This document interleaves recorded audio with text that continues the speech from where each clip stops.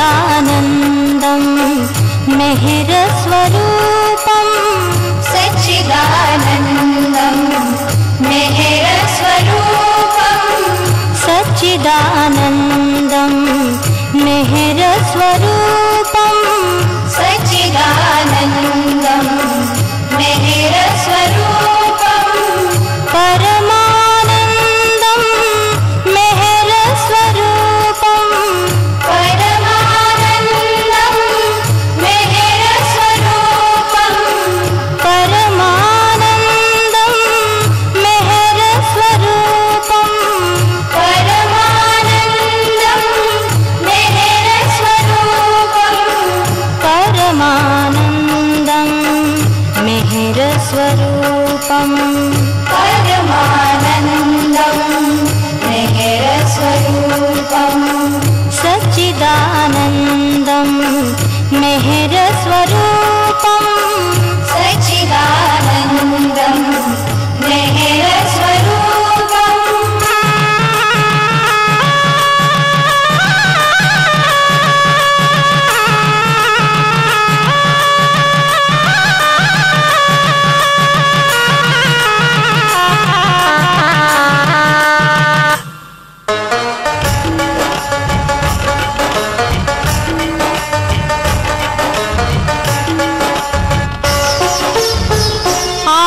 आत्मानन्दं मेहरस्वरूपं आत्मानन्दं मेहरस्वरूपं आत्मानन्दं मेहरस्वरूपं आत्मानन्दं मेहरस्वरूपं आत्मानन्दं मेहरस्वरूपं आत्मानन्दं मेहरस्वरूपं सच्चिदानन्दं मेहरस्वरूपं सच्चिदानन्दं मेहरस्वरूपं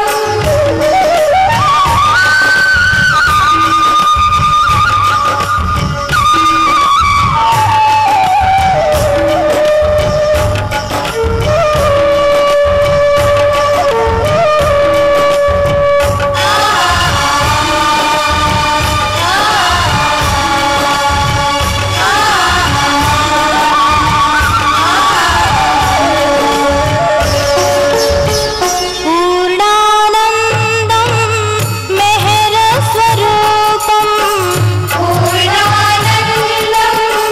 मेहरस्वरूपं पूर्णानन्दं मेहरस्वरूपं पूर्णानन्दं मेहरस्वरूपं पूर्णानन्दं मेहरस्वरूपं पूर्णानन्दं मेहरस्वरूपं पूर्णानन्दं मेहरस्वरूपं सच्चिदानन्दं मेहरस्वरूपं सच्चिदानन्दं मेहरस्वरूपं सच्चिदानन्दं मेहरस्वरूपं सच्चिदानन्दं मेहरस्वरूपं परमानन्दं मेहरस्वरूपं परमानन्दं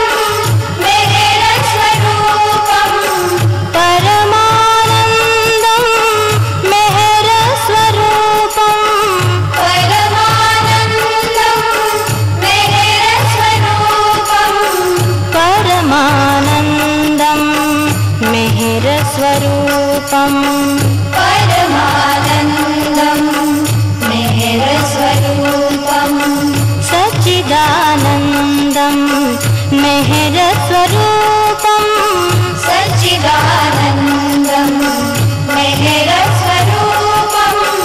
सच्चिदानन्दं मेहरस्वरूपं सच्चिदानन्दं मेहरस्वरूपं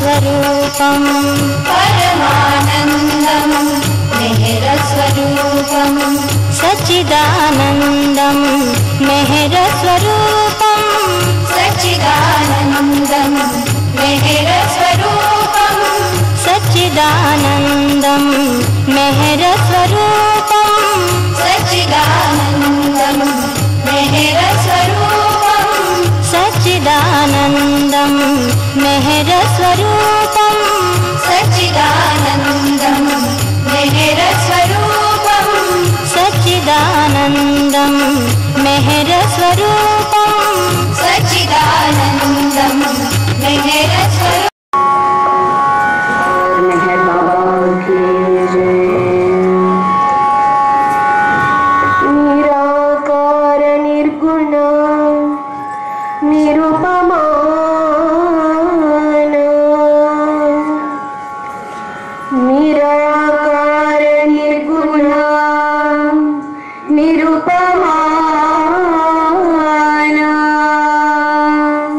परात्पर पर ब्रह्मा परात्पर पर ब्रह्मा मेहर बाबा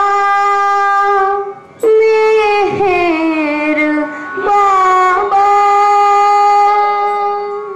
पर ब्रह्म परमात्मा पर ब्रह्म परमात्मा हे परमेश्वर श्री मेहर बाबा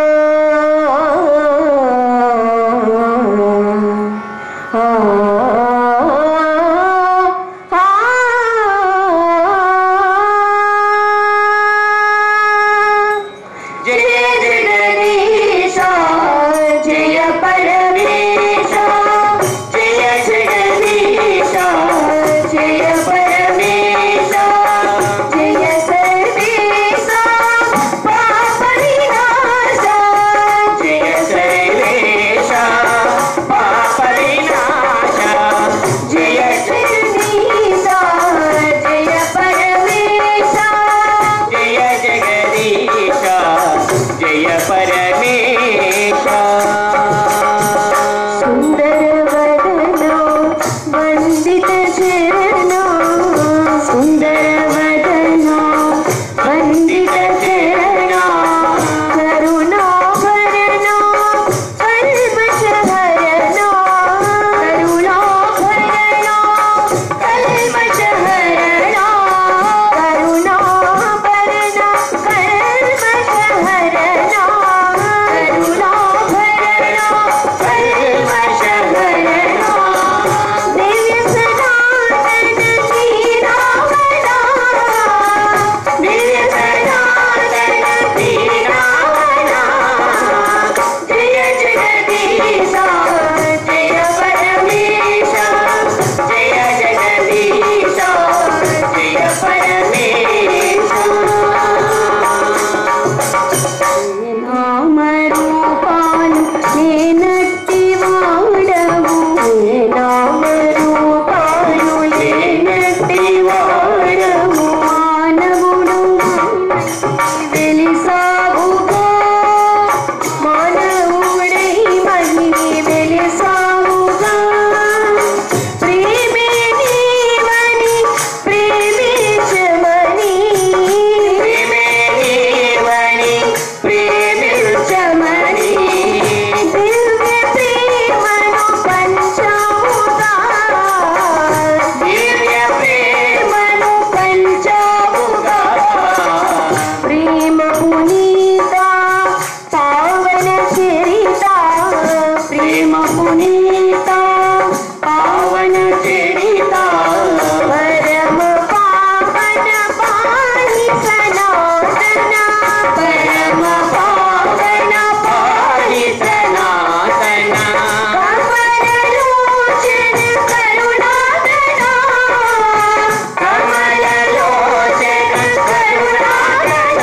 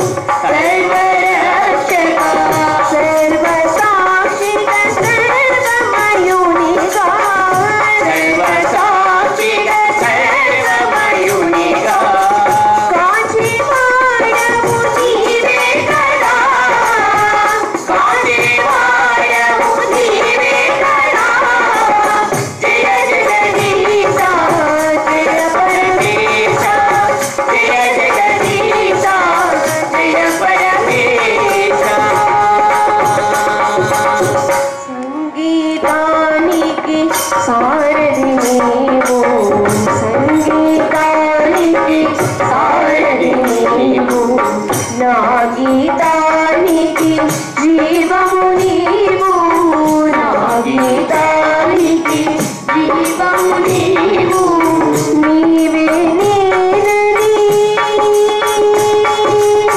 నీవే నీవని నీవే నేనని నీవే నీవని తలచిన క్షణము మధురముగా తలచిన క్షణము మధురముగా భావము పొంగి భాషగా మారి భావము పొంగి భాషగా మారి భావము పొంగి భాషగా మారి భావము పొంగి భాషగా మారి పదములై చేరి పాటగా మారి పదములై చేరి పాటగా మారి కీర్తిస్తును నిన్ను నీ ప్రేమికునిగా కీర్తిస్తును నీ ప్రేమికునిగా జయ జగదీశ జయ పరమేశ జయ జగదీశ జయ పరమేశ జయ సర్వేశ పాప వినాశ జయ సర్వేశ పాప వినాశ జయ జగదీశ జయ పరమేశ జయ జగదీశ జయ పరమేశ अवतार में मेरे बाबा की जय अवतार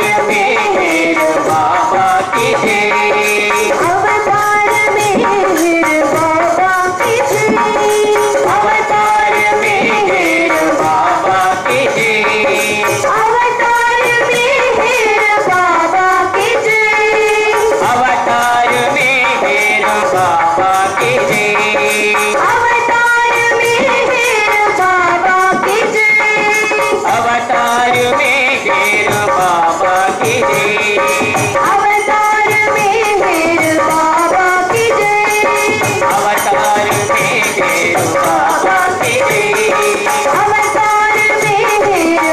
बाबा की जय अवतार में मेरे बाबा की जय अवतार में मेरे बाबा की जय अवतार में मेरे बाबा की जय अवतार में मेरे बाबा की जय अवतार में मेरे बाबा की जय अवतार में मेरे बाबा की जय अवतार में मेरे बाबा की जय अवतार में मेरे बाबा की जय अवतार में मेरे बाबा की जय अवतार में मेरे बाबा की जय अवतार में मेरे बाबा की जय अवतार में मेरे बाबा की जय अवतार में मेरे बाबा की जय मेरे बाबा की जय मेरे बाबा की जय मेरे बाबा की जय मेरे बाबा की जय मेरे बाबा की जय अवतार मेरे बाबा की जय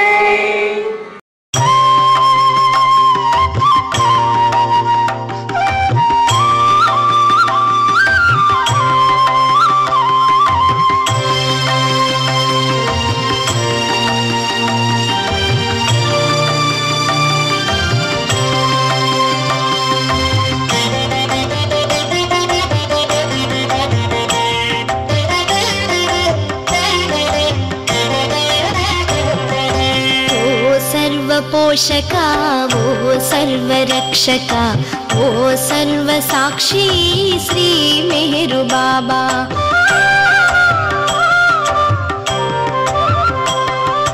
ओ सर्वपोषका वो सर्वरक्षका वो सर्वसाक्षी श्री मेहरु बाबा आदियु अंतमु लेनि अद्वयुडवु नीवु आदियु अंतमु लेनि अद्वयुडवु नीवु नी प्रमाणमेव्वरुनु एरुंगनेररया नी प्रमाणमेव्वरुनु एरुंगनेररया हरे मिहिर हरे मिहिर मिहिर मिहिर हरे हरे हरे बाबा मिहिर बाबा हरे हरे हरे मिहिर मिहिर मिहिर हरे हरे हरे बाबा मिहिर बाबा हरे हरे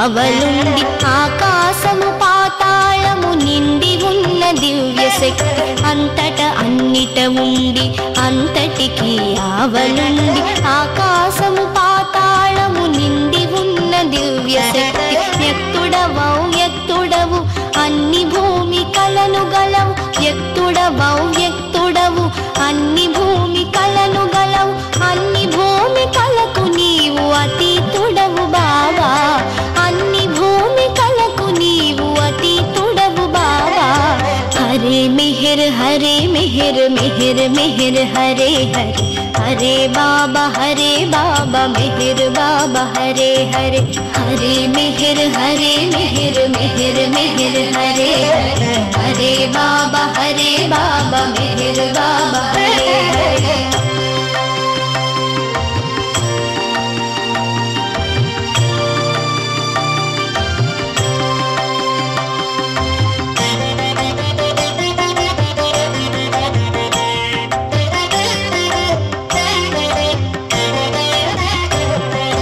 సర్వశక్తివంతుడవు సర్వవ్యాపివి నీవు అనంత జ్ఞాన శక్తి ఆనందం నీవు సర్వశక్తివంతుడవు సర్వవ్యాపివి నీవు అనంత జ్ఞాన శక్తి ఆనందం నీవు నీవు ప్రేమ సాగరుడవు జ్ఞానమే నీవు నీవు ప్రేమ సాగరుడవు జ్ఞానమే నీవు త్రికాల వేదివి సర్వోత్తముడవు త్రికాల వేదివి సర్వోత్తముడవు హరే మిహిర్ మిహిర్ మిహిర్ హరే హరే హరే బాబా మిహిర్ బాబా హరే హరే హరే మిహిర్ మిహిర్ మిహిర్ హరే హరే హరే బాబా మిహిర్ బాబా హరే హరే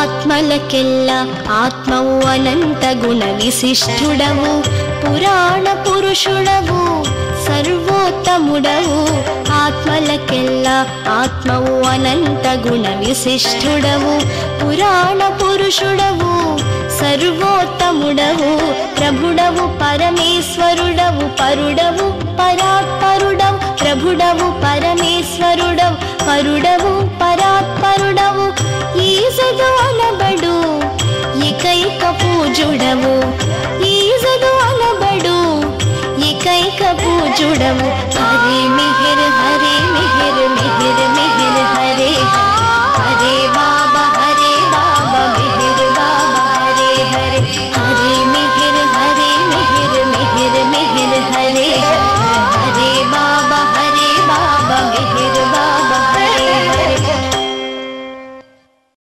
अवतार मेहर बाबा की जय अवतार मेहर बाबा की जय अवतार मेहर बाबा की जय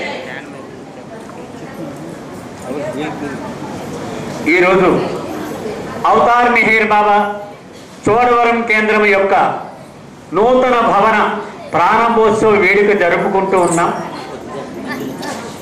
ఆ సందర్భంగా మనమందరం ఇక్కడ సహవాసం పాల్గొని ఉన్నాం. దయచేసి అందరూ నిశ్శబ్దంగా ఉంటే ఆయన హాజరును ఇంకా ఎక్కువగా మనం ఆస్వాదించవచ్చు. నాకు అప్పగించిన సమయం 20 నిమిషాలు. ఆ 20 నిమిషాల్లో 2 భాగాలుగా దాన్ని విభజించాను. 1 సెంటర్ గురించిన మాటలు, 2 కొత్త వారికి బాబాను పరిచయం చేసేటువంటి బాధ్యత నా భుజం మీద పెట్టారు. ఆయన సహాయంతో ఈ 2 పాత్రలు నేను నిర్వర్తించడానికి ప్రయత్నిస్తాను. జై బాబా. సాధారణంగా మందిరము, దేవాలయము అంటూ ఉంటాం. మనం కేంద్రం అన్నారేమిటి, సెంటర్ అంటున్నారేమిటి? మనకి కొత్త వాళ్ళకి అనుమానం వస్తుంది. సాధారణంగా మనం దేవాలయము, సంస్థానము ఇలాగే అంటూ ఉంటాం. ఇది చూస్తే సెంటర్, కేంద్రము, అది ఏమిటి? అది మొట్టమొదటిగా మనం చెప్పుకోవాలి. బాబా ఇలా చెప్పారు, భగవంతుణ్ణి రాతి గోడల మధ్యను బంధించి తాళం వేసి ఎప్పుడో నీ ఖాళీ అయినప్పుడు తీయడం నీకు అలవాటుగా మారిపోయింది. అందుచేత అది నాకు ఇష్టము లేదు. బాబా స్వయంగా చెప్పిన మాట. నీ హృదయమే ఆయన మందిరము అవ్వాలి. అంటే సదా నీ వెంట ఉంచుకోవాలి ఆయన. అది నాకు ఇష్టం. దానిని దేవాలయము, మందిరము అని పిలిస్తే నువ్వు మళ్ళీ తాళం వేసేస్తావు నువ్వు. అందుకని అది ఇష్టం లేదు నాకు. అది మెయిన్ కారణము. ఎందుకని మనకు అలాగ అలవాటు అయిపోయింది. మనం ఎప్పుడు ఏడాదికి ఒకసారో లేకపోతే ఏడాదికి ఒక నెలో, అదే ఆధ్యాత్మికం అంటే అది వద్దు అన్నారు బాబా. సదా ప్రతినిత్యము నా భుజం మీద నీ చెయ్యి ఉండాలి, నీ భుజం మీద నా చెయ్యి ఉండాలి. అలా నడవాలి మనిద్దరము కలిసి. అది భగవంతునితో మనము చెయ్యవలసినటువంటి బాంధవ్యము, సహచర్యము. మరి బాబా ప్రేమికులందరూ కూడా అడుగుతూ ఉంటాం, మరి బాబా ఒక స్థలం ఉండాలి కదా, మేమందరూ సమావేశం అవ్వడానికంటే సెంటర్ అని పెట్టుకోండి అన్నాడు. అంటే దాని అర్థం ఏమిటి?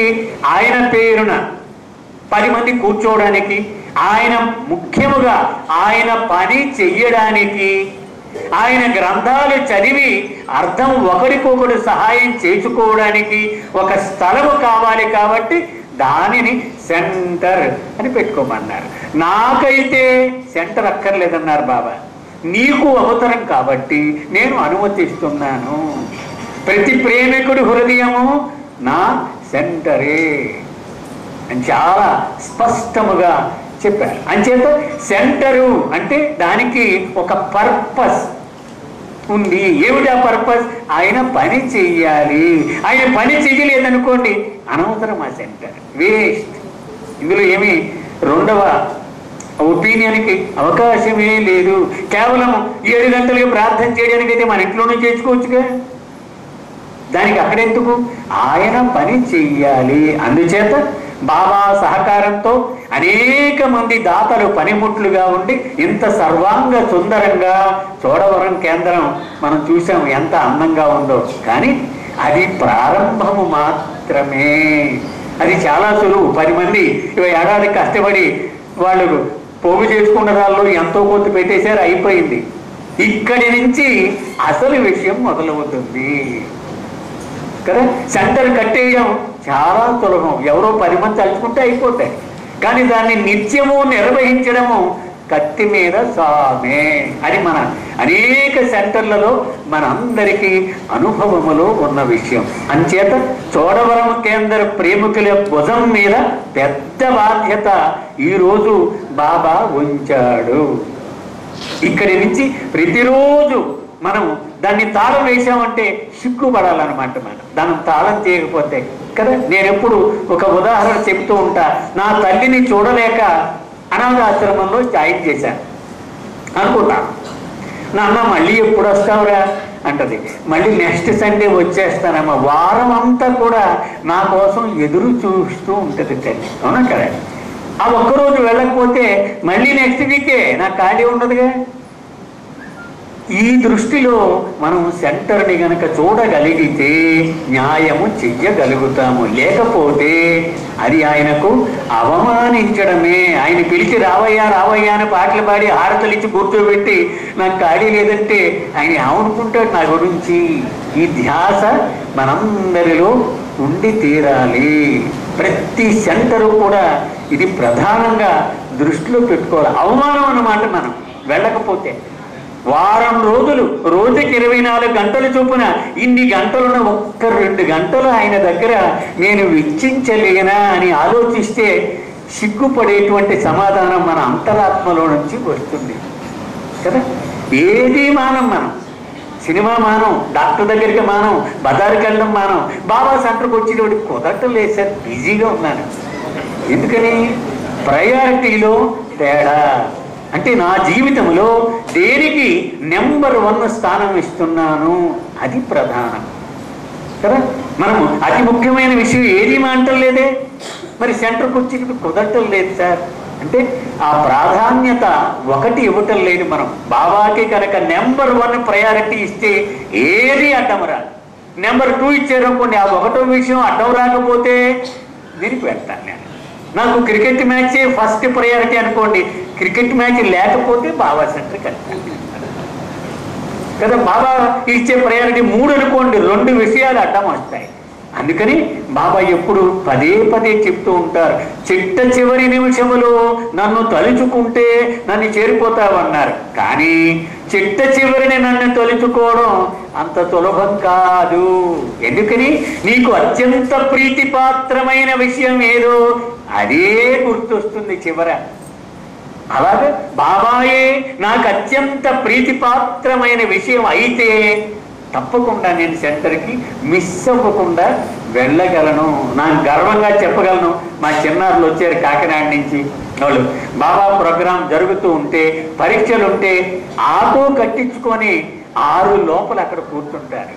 అంటే నేను అవకాశం వచ్చింది కాబట్టి చెప్తున్నా, అలా ఉండాలి. ఓనర్షిప్ అంటే బాధ్యత నా కోసం మీరు తీసుకున్నాను. ఆయన నా కోసం చూస్తూ ఉంటాడు, 2 చేతులు ఇలా బార్లా చాపి అనేటువంటి భావం నాకుంటే నేను లేట్ చేయగలనా?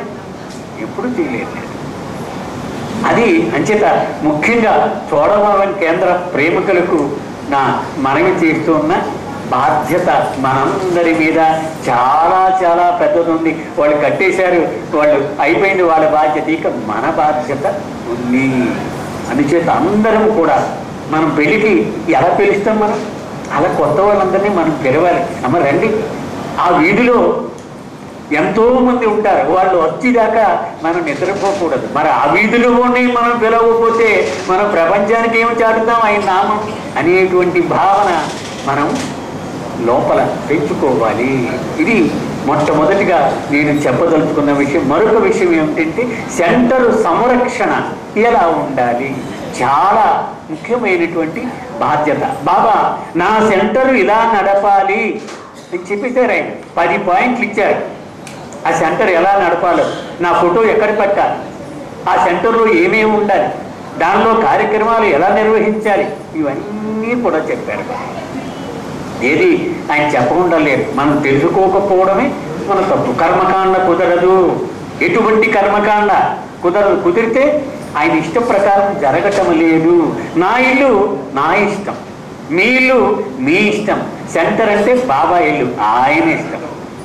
అందుకని మాకు ఇది అలవాటు అండి, నీ అలవాటుతో సంబంధం లేదు. ఆయనకి ఏది ఇష్టమో అదే జరగాలి సెంటర్లో. ఇది ప్రధానమైనటువంటి విషయం. ఇది ప్రాంతంకి మారిపోవడం క్వశ్చన్ లేదు. ఆయన ఇష్టం చెప్పేసాడుగా, నాకు ఎలా చేయాలి అన్నాడు, దాని ప్రకారమే నడవాలి. నో కర్మకాండ అని చెప్పింది. అలాగే ప్రతి సమావేశానికి ఆయనే అధ్యక్షుడిగా ఉంటాడు, ఆయనే.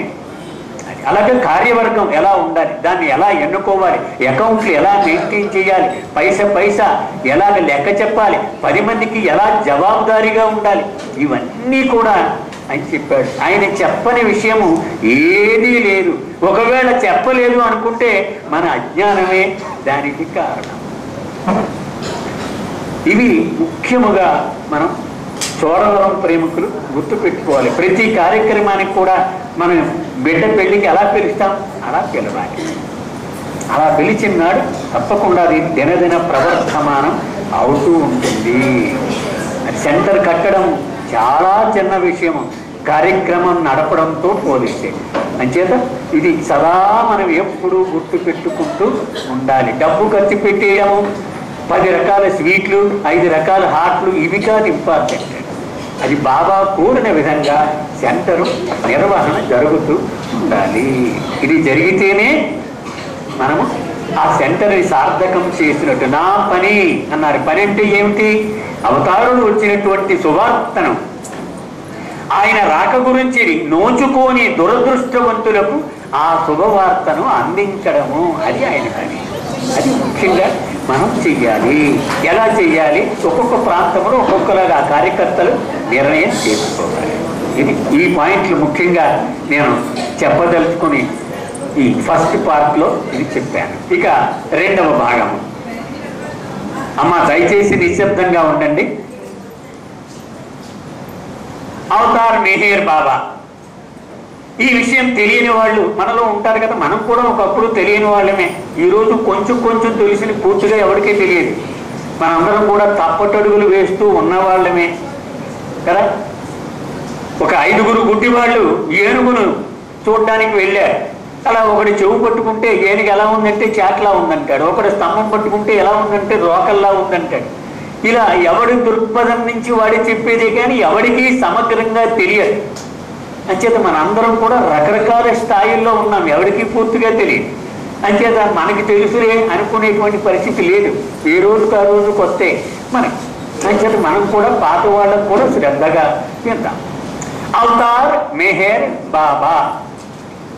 మెహర్ బాబా అనేటువంటిది ఆయన సార్థక నామం దేయం, అంటే తల్లిదండ్రులు ఇచ్చిన పేరు మెహర్ బాబా. అయితే ఆయన ప్రేమ కురిపిస్తూ ఉండేవాడు. ఆయన చిన్నతనము నుంచి ఆ ప్రేమను చూసి తొలి శిష్యులు మెహర్ బాబా కరుణామయుడైన తండ్రి అని పిలిచేవారు. అవతార్ అనేటువంటిది ఆయన హోదా, ఆధ్యాత్మిక హోదా. మనం గవర్నర్, హిజ్ ఎక్సలెన్సీ అంటూ ఉంటామే. అవతార్ అనేటువంటిది అంత గొప్ప పదం. ఆయన ఎవడు? ఆ పదంలోనే ఉంది.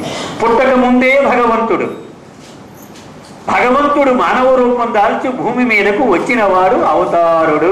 అవతార్ మెహర్ బాబా అంటే దైవీ మానవుడైనటువంటి భగవంతుడు అని అర్థము. దాన్ని బాబా సాహిత్యంలో ఆయన పరిచయం గురించి ఎలా చెప్తారు. ప్రపంచంలో అనేక దేశాల వాళ్ళు, అనేక మతాల వాళ్ళు, అనేక విశ్వాసాల వాళ్ళు ఏదో ఒక సత్య పదార్థాన్ని పొందాలని రకరకాల తాపత్రయాలు పడుతూ ఉన్నారు. మసీదుకి వెళుతున్నారు, చర్చికి వెళుతున్నారు, దేవాలయాలు, కార్తీక నోములు, అన్ని రకరకాలు. ఎవడి ప్రయత్నం వాడు చేస్తూ ఉన్నారు. దేనికోసం? ఒక సత్య పదార్థము కోసము. ఆ సత్య పదార్థమే మెహర్ బాబా. ఎవరయ్యా మెహర్ బాబా అంటే? ఇంత సింపుల్ డెఫినిషన్. ప్రతి చోట కూడా రకరకాల రూపాల్లో ఏ భగవంతుణ్ణి పొందడానికైతే మానవుడు తాపత్రయపడుతూ ఉన్నాడో ఆ సత్యమే మెహర్ బాబా. స్వయంగా బాబాయే తనను తాను ఇలా పరిచయం చేసుకున్నారు. ప్రపంచంలో ప్రతి మతం కూడా ఈ దృష్టికి తండ్రి ఒక్కడే అని చెబుతున్నాయి కదా. నేనేరా ఆ తండ్రిని అని చెప్పాడు ఆయన. అంటే ఆయన నేరుగా చెప్పినటువంటి విషయము కదా ఇది. ఎవరయ్యా మెహర్ బాబా అంటే ఇది సమాధానం. కానీ చాలా కష్టంగా ఉంది. ఎందుకంటే రాముడి దేవుడు అంటే నాకు సులభంగా 2 చేతులు లేచిపోతాయి. కృష్ణుడి దేవుడు అంటే ఓకే, జీసస్ దేవుడు అంటే ఓకే. కానీ మెహర్ బాబా దేవుడు అంటే కష్టం. ఎందుకు కష్టంగా ఉంది? నాకు ఈయన దేవుడా కాదా అని మీమాంస చర్చ పడేటువంటి అవసరం రాలేదు రాముడి విషయంలో, కృష్ణుడి విషయంలో. ఎందుకంటే నా తల్లిదండ్రులు, నా తాతలు మొట్టమొదట మాటలు నేర్చుకున్నప్పుడే దండం పెట్టి రాముడికి అన్నారు. వాడు నేను నడక రాకుండానే దండం పెట్టేశాను నేను. అంచేత నా మేధస్సుకి సమాధానము చెప్పవలసిన అగత్యము నాకు రాలేదు. కానీ ఇప్పుడు మెహర్ బాబా అంటే ఇప్పటికే నా మనసు ముదిరిపోయి ఉంది కదా. అంత సులభంగా అంగీకరించని ప్రశ్నలు పరంపరలు వచ్చేస్తుంటే మానవుడు భగవంతుడు ఏంటండి? ఆయన కూడా నాలాగా చొక్కా ప్యాంటు వేసుకున్నాడు కదా, ఆయన భగవంతుడు ఏంటి అంటే మనకి కొన్ని ప్రీ కన్సీవ్డ్ నోషన్స్, అంటే ముందుగానే ఏర్పరచుకున్నటువంటి కొన్ని అభిప్రాయాలు ఉంటాయి. ఆధ్యాత్మికంగా అంటే కాషాయ బట్టలు వేసుకోవాలి, జుట్టు పొడవుగా పెంచాలి కదా, ఇలా రకరకాలు మనకి నేపథ్యాన్ని బట్టి ఉంటాయి ఇవన్నీ. మరి అలా కనిపించట్లేదు ఇక్కడ. మరి రాముడు మానవుడే కదా, మరి నేను ఒప్పుకున్నాను కదా రాముడిని భగవంతుడని, అవునా కదా. అంటే మనకి డబుల్ స్టాండర్డ్స్ అన్నమాట, లాజిక్. మరి రాముడు ఒప్పుకున్నావు కదా, ఆయన కూడా దశరథుడికి పుట్టిన కొడుకే కదా, అంటే నిజంగా అబ్జెక్షన్ కాదు నీకు కదా. అలాగే రాముడు ఉన్నాడు కదా, మళ్ళీ ఎందుకండి ఈయన అంటే మరి కృష్ణుడు ఎందుకు వచ్చాడు, రాముడే కృష్ణుడిగా వచ్చాడు అని చెప్తున్నాం కదా, అంటే మళ్ళీ మళ్ళీ వస్తాడని కూడా మనం ఒప్పుకున్నాం కదా. ఇవన్నీ మనం తవ్వి లోతుగా చూస్తే కరెక్ట్గా అతికినట్టుగా సరిపోతాయి బాబా చెప్పిన మాటలన్నీ. భగవంతుడు మానవుడికి సహాయం చెయ్యడానికి యుగ యుగాలుగా మన వేషం వేసుకొని మన మధ్యకు వస్తూ ఉంటాడు. ఇది మన హిందూ సంప్రదాయంలో చాలా సులభంగా మనకు అర్థం చేసుకోవచ్చు. కానీ గతంలో జరగాలి కానీ నా టైంలో జరిగిందంటే నేను ఒప్పుకోలేను. పూర్వం ఎప్పుడో జరిగిందంటే దండం పెట్టేస్తాను, ప్రసాదం ఇచ్చేటంటాను కానీ ఇప్పుడు వచ్చాడండి, ఇదిగో చూడండి అంటే నేను నమ్మడానికి సిద్ధంగా లేను. బాబా అన్నారు ప్రతి యుగములోనూ ఇదే జరిగింది. రాముడిగా ఇదే జరిగింది. ఒకడు ఆస్తులు పట్టుకుపోయాడు, ఒకడు భార్యను పట్టుకుపోయాడు, ఇలాగే జరిగింది. కానీ ఇప్పుడు రామాలయాలు భజనలు చేస్తూ ఉన్నాం. కృష్ణుడికి అదే జరిగింది. జీసస్కి అయితే జీవించి ఉండగానే శిలువ వేసేశారు. ఇప్పుడు ప్రపంచంలో 4/3 క్రైస్తవులు. అదే జరుగుతుంది నా విషయంలో కూడా బాబా అన్నారు. అయినప్పటికీ ఇంతమంది ఆయనను గుర్తించిన వాళ్ళు ఉండం, అది మన అదృష్టం అన్నమాట. అంచేత మనం మొట్టమొదట ఆయనను భగవంతుడిగా అంగీకరించడానికి మన హృదయానికి కొంత అవకాశం ఇస్తే ఆయనే మన హృదయంలో వెల్లడి చేసుకుంటాడు. ఆయన చాలా కష్టమేం కాదు ఇదంతా కూడా. అయితే బాబా సూటిగా అసలు మానవుడు ఏమి సంపాదించాడు? కోట్లు సంపాదించాలా? డిగ్రీలు సంపాదించాలా? ఆస్తులు సంపాదించాలా? ఏమి సంపాదించాలి? నీవు చనిపోయిన తర్వాత కూడా నీ ఆత్మ వెంట వచ్చేటువంటి సంపదను సంపాదించాలి. అంతే కదా. మనం ఉదాహరణ చూస్తాం. అంబానీ గారు ఉన్నాడు, ఆయన కోట్లు వేల కోట్లు. అంబానీ వీళ్ళ తండ్రి ధీరుభాయ్ అంబానీ అని, ఆయన రోగం వచ్చి చనిపోయాడు. మరి ఇన్ని లక్షల కోట్లు ఉన్నాయి కూడా వెళ్ళలే, ఉండిపోయిన వెనకాలే. మా తమిళనాడు ఇదివరకు ముఖ్యమంత్రి చేసింది ఆవిడ. ఆ బంగారాలు మూటలు కట్టి తల పెట్టేశారంత, టన్నులు టన్నులు టన్నులు బంగారం. ఆవిడేం పట్టుకెళ్ళలేదు, 1 గ్రాము కూడా పట్టుకెళ్ళలేదు ఆవిడ కదా. ఇవన్నీ ఇక్కడే ఉండిపోతున్నాయి. సో కూడా వెళ్ళేది ఏది? అది అసలు ఆస్తి కదా. పిహెచ్డీలు డిగ్రీలు చదివేశాడు, అవి ఏమన్నా ఉంటాయా? 4 తీసుకున్నాక ఆ డిగ్రీ లేక ఉంటాయి. మనిషి చచ్చిపోతాడు, డిగ్రీలు కొడుకాలు చూసి ఏం చేయాలో తెలియదు కదా. ఈ డిగ్రీ ఉంటుంది, పెద్ద బాండ్, ఇది ఎందుకు పనికిరాదు. సో ఏది కూడా ఈ స్థూల శరీరముతో పాటే విలువ లేనివిగా అయిపోతాయి. మరి ఏమిటి కూడా ఉండేది? భగవంతుడితో సహచర్యము, అది పెంచుకోవాలి. బాబా చెప్తారు, నీ భార్య, నీ భర్త, నీ కొడుకు, నీ తల్లి, నీ బిడ్డ, వీళ్ళందరూ కూడా ఎవడి జేబులో వాడు టికెట్ పెట్టుకుని ఉంటాడు. వాడు టైం రాగానే వాడు వెళ్ళిపోతాడు, నేను వదిలేసి ఏం పట్టించుకోండి, నేను వెళ్ళిపోతాడు. కానీ అనాదిగా నీతో సంబంధం ఉన్నది. చిట్ట చివరి వరకు నీవు పరమాత్మలో చేరిపోయే వరకు నీ వెన్నంటి ఉండేది నేనొక్కడినేరా, గుర్తుపెట్టుకో. ఆయన ఒక్కడే. ఎప్పుడు మనము జీవాత్మగా ప్రయాణం ప్రారంభించింది లగాయతు, తిరిగి పరమాత్మలో చేరిపోయే వరకు మనము పట్టించుకున్నా పట్టించుకోకపోయినా, అవమానం చేసిన అపహాస్యం చేసిన అలాగ మనని కనిపెట్టుకుని ఉండేవాడిని నేను ఒక్కడినే. అంచేత నాతో బాంధవ్యము నీకు కలిసి వచ్చే అంశమా, కలిసి రాని అంశమా, నువ్వే తేల్చుకోన్నాడు ఆయన. అది బాబా చెప్పినటువంటి ఆధ్యాత్మికత. అంచేత ఇదంటే మనం స్నానం చేస్తే కానీ, కొబ్బరికాయ కొడితే కానీ మనం మొదలు పెట్టాలి అనేటువంటి నియమం లేదు. మనతోటి పాటే భుజం మీద చేసుకొని ఉండేటువంటి వాడు. బాబా ఇంకా అంటారు, I have come to internalise spirituality. ఆధ్యాత్మికత అంటే బాహ్య ప్రదర్శనగా మనకు అలవాటైపోయింది. బట్టలు మార్చేయాలి, బొట్లు మార్చేయాలి, ఇవన్నీ కానీ రంగులు అంటే విమర్శ కాదండి, మనకు అలవాటు ఇది. కానీ బాబా ఏమంటున్నారు, అసలు ఆధ్యాత్మికత అంటే నీ హృదయానికి సంబంధించినది, పక్కవాడికి తెలియవలసిన అవసరం లేదు. నేను పెనుమార్పు ఇదే నేను తీసుకువచ్చేది, నాకు భగవంతుడికి మాత్రమే సంబంధించిన బాంధవ్యము ఇది, అది పెంచుకోవాలి. దానికి బాబా ఏమన్నారు, ఫీలింగ్, హృదయములో నీవు ఏది అనుభూతి చెందుతావో అదే ఆధ్యాత్మికత. కరెక్ట్. నాకు ఒక మిత్రుడు ఉన్నాడు కాకినాడలో, ఆయన కొత్తగా బాబా ప్రేమికుడయ్యాడు. ఆయన మాస్టర్ చేసేసాడు అనమాట ఈ ఫీలింగ్లో. ఆశ్చర్యం వేస్తూ ఉంటుంది, ఎంత ప్రగాఢమైన ప్రేమికుడైపోయాడు ఆయన. ఆయన తాళం వేసి బయటకు వచ్చేస్తాడు, వచ్చేసి ఒక్క నిమిషం మళ్ళీ లోపలికి వెళ్ళిపోతాడు, మళ్ళీ వస్తాడు. ఏమయ్యా ఎందుకని అడిగితే, దాహం వేస్తూ నుండి బాబాకి అంచేత గ్లాసు మంచినీళ్ళు పెట్టి వచ్చాను అంటారు అంటాడు. అంటే పిచ్చోళ్ళగే అనుకుంటాం మనందరూ, కానీ అతను సీరియస్. నిజంగానే నా భార్య చనిపోయింది క్యాన్సర్ వచ్చి. ఆ పక్కన మంచం ఉంటుంది అనమాట, పక్కన మంచం డబుల్ కాట్. బాబా ఫోటో పెడతాడు, ఒక పువ్వు పెడతాడు, అలా చెయ్యేసి పడుకుంటాడు. అతను మధ్యలో లేచి మంచినీళ్ళు తాగితే అక్కడ ఒక గ్లాస్ పెడతాడు. అంటే ఇది పిచ్చితనం అవ్వచ్చు, కానీ ఆ ఫీలింగ్ అది చాలా ఇంపార్టెంట్. బాబా చెప్పేది అది హృదయంలో నీవు ఏది అనుభూతి చెందుతావో అది ఆధ్యాత్మికత.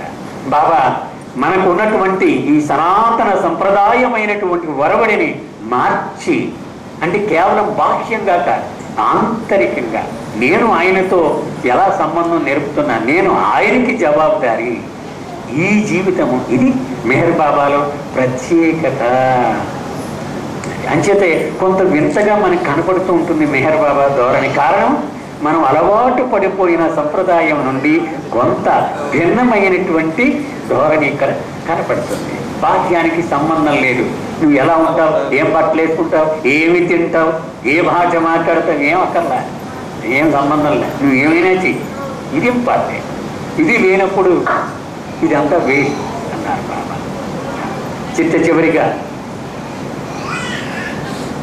మనలో చాలామంది షిరిడీ వెళుతూ ఉంటాం కదా, ఎందుకంటే మనకు అలవాటు. ఆ షిరిడీకి దగ్గరలోనే మెహరాబాద్ అనే ప్రాంతంలో అవతార్ మెహర్ బాబా వారి దివ్య సమాధి ఉన్నది. జీవితంలో ఒక్కసారైనా ఆయన సమాధి మీద మోకరిల్లి మన శిరస్సుని ఆనిస్తే మన జీవితంలో ఎప్పటికీ పొందలేనటువంటి పరమ లబ్ధిని మనము పొందగలుగుతాము అని బాబా సోదరిమని చెప్తూ ఉండేది. ఒక జీవితంలో మరొక వ్యక్తికి చెయ్యగలిగిన అతిపెద్ద సహాయము బాబా సమాధి మీద ఒకటి తలను పెట్టేలాగా చేస్తే అయిపోయింది. ఇంకా వాడికి ఎంతకంటే గొప్ప ప్రయోజనం ఎవడికి ఇవ్వలేడు. దయచేసి ఈ అవకాశాన్ని వినియోగించుకోండి. అలాగే మెహరస్థాన్ ఉంది కొవ్వూరులో, అక్కడ కూడా బాబా యొక్క సజీవ రూపము ఉంది. అలాగే చోడవరం కేంద్రములో ఆ కార్యక్రమానికి వీలైనప్పుడల్లా వెళ్ళి ఈ అవకాశాన్ని పొందాల్సిందిగా కోరుతూ, ఈ అవకాశం ఇచ్చిన నా తండ్రికి కృతజ్ఞతలు చెప్పుకుంటూ అవతార్ మెహర్ బాబాకి బాబా నావాంఛితంలో మనందరికీ సెలవిచ్చింది ఏమిటంటే, ప్రేమికుడు ప్రియతముని వాంఛితాన్ని నెరవేర్చాలి. అందులో మొట్టమొదటిగా బాబా చెప్పింది, డోంట్ షర్క్ యువర్ రెస్పాన్సిబిలిటీస్. నీ బాధ్యతలను విస్మరించవద్దు.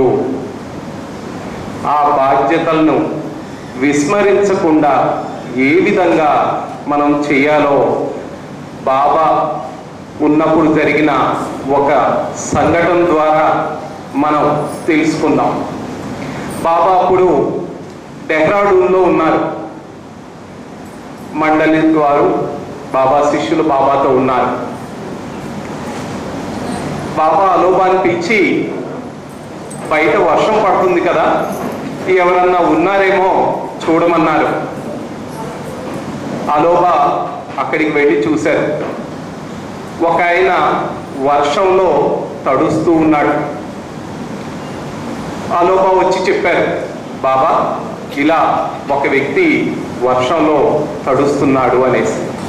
అలాగా అయితే అతన్ని లోపలికి పిలిచి పొడి బట్టలు ఇవ్వండి అని చెప్పారు.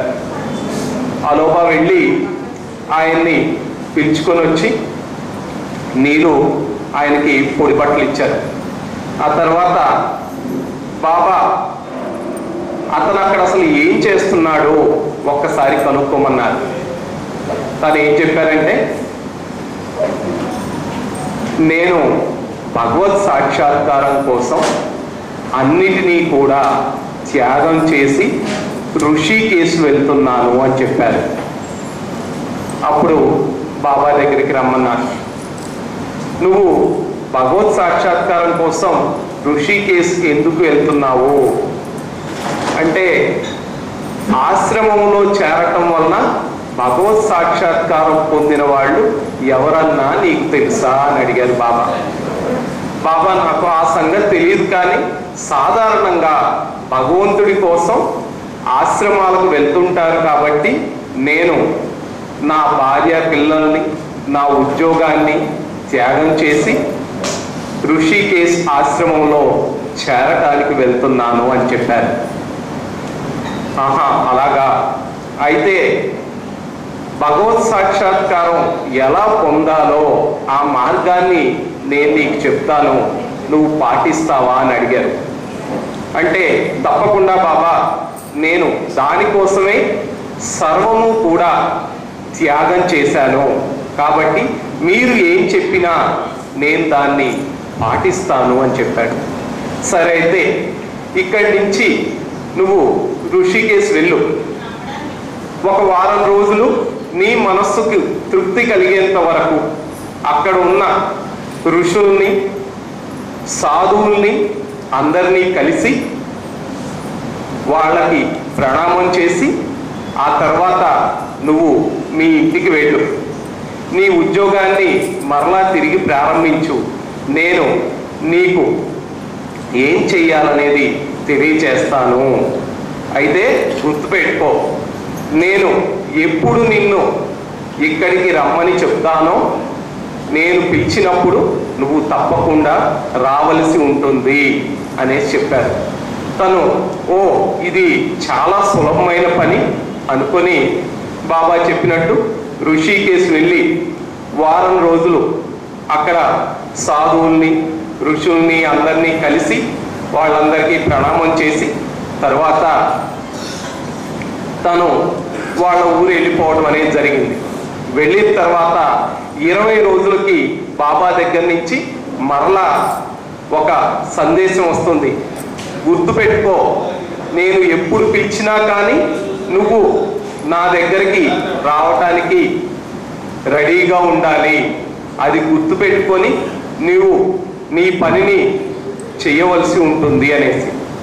అలాగే బాబా అనుకొని ఎప్పుడు బాబా దగ్గర నుంచి సందేశం వస్తుందా అని ఆయన తన బాధ్యతల్ని చూసుకుంటూ ఉంటాడు.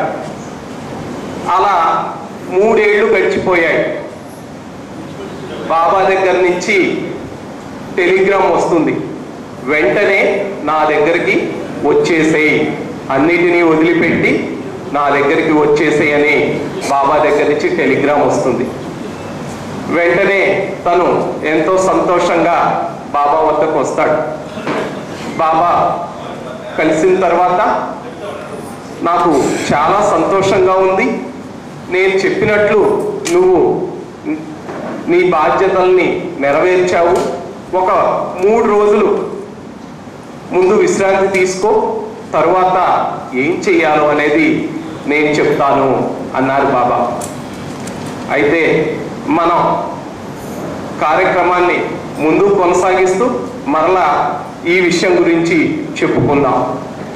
ఇప్పుడు కొల్లి రామారావు గారు ఈ కేంద్రం ఎలా వచ్చింది, ప్రారంభకులు ఎవరు, ఆ విషయం గురించి క్లుప్తంగా మనకి వివరిస్తారు.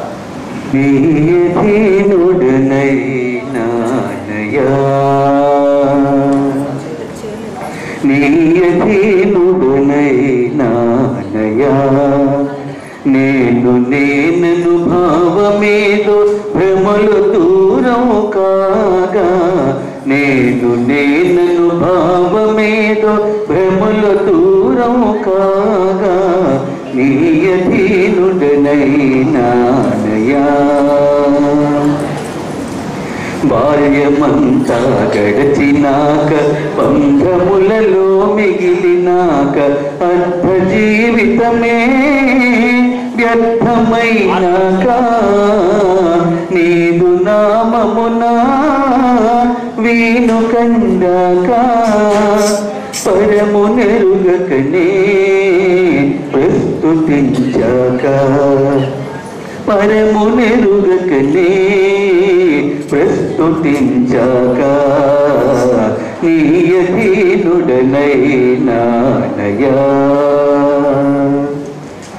అహంకారము అదను దప్పి, అంధకారము కనులు గప్పి, అహంకారము అదను దప్పి, అంధకారము కనులు గప్పి, చరమ దశ నాకు చేరువైనాక, నీదు చరణం క్షణమునా చేతి కందాక శరణు నీవంటూ ఆశ్రయించాక శరణు నీవంటూ ఆశ్రయించాక నీయధీనుడనైనానయా ప్రేమతో హృదిరగిలిపోవక మోహమేదో తొలగిపోవక ప్రేమతో హృదిరగిలిపోవక మోహమేదో తొలగిపోవక క్షణముదిను మరచి గడచిపోనప్పుడు మరణ జీవితమై గడుచుతున్నప్పుడు సర్వమై నీవు సాగుతున్నప్పుడు సర్వమై నీవు సాగుతున్నప్పుడు నీ అధీనుడనైనానయా నీవు లేని తలపురాక నిన్ను చేర్చని తెలియలేక నీవు లేని తలపురాక నిన్ను చేర్చని తెలియలేక నిండు ప్రేమలో నిలిపిపోయాక పంచబడినప్పుడు పెరిగిపోయాక మేరు మేరనుతూ తల్లడిల్లాక మేరు మేరనుతూ తల్లడిల్లాక ఈ అధీనుడనైనానయా నీ అధీనుడనైనానయా నేనను భావమేదో భ్రమల దూరం కాగా నేనను భావమేదో భ్రమల దూరం కాగా ఈ అధీనుడనైనానయా నీ అధీనుడనైనానయా అవతానే బాబా కీ జై.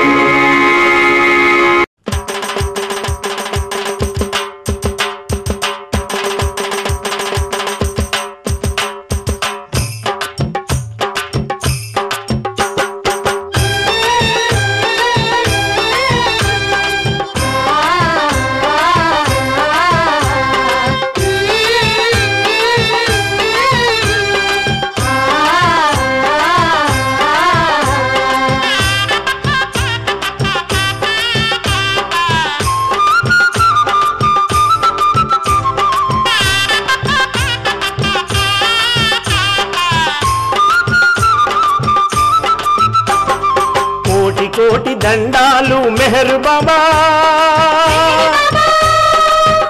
కోటి దండాలు మెహర్ బాబా సంబరాన వచ్చినాము నిన్ను కొలువా కష్టాలు బాపేను నీరు సేవా కరుణించి కదలిరా మమ్ము బ్రోవా కోటి దండాలు మెహర్ బాబా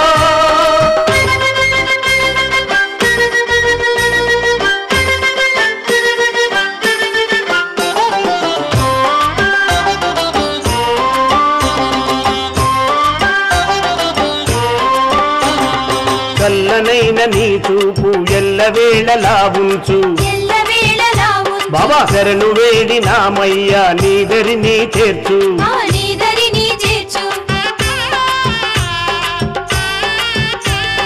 చల్లనైన నీ చూపు ఎల్లవేళలా ఉంచు శరణు వేడి నామయ్యా నీదరిని చేర్చు అవును మరి నీ చిన్ని నగములే చీకటిని కూల్చు నీ మౌన భాషలే ఇహమునే మరిపించు బాబా కోటి దండాలు మెహర్ బాబా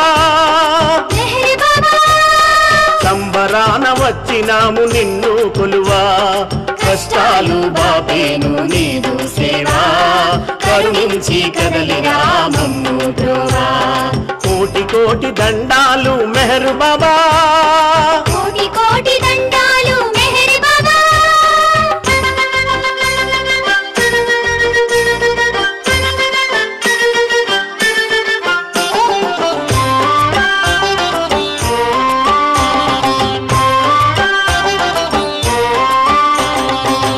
కపట మెరుగని కటిక పేదవారం కటిక పేదవారం మనసులోన నిన్ను పెట్టి పూజ చేయువారం పూజ చేయువారం కళ్ళ కపట మెరుగని కటిక పేదవారం స్వామి మనసులోన నిన్ను పెట్టి పూజ చేయువారం మహిమ ఉన్న నామము మరచిపోని వారం మరో జన్మ లేని బ్రతుకు కోరుకునే వారం బాబా కోటి కోటి దండాలు మెహరు బాబా మెహర్ బాబా సంబరాన వచ్చినాము నిన్ను కొలువా కష్టాలు బాపేను నీదు సేవా కరుణించి కదలి రామము బ్రోవా కోటి కోటి దండాలు మెహరు బాబా కోటి కోటి దండాలు మెహరు బాబా కోటి కోటి దండాలు మెహరు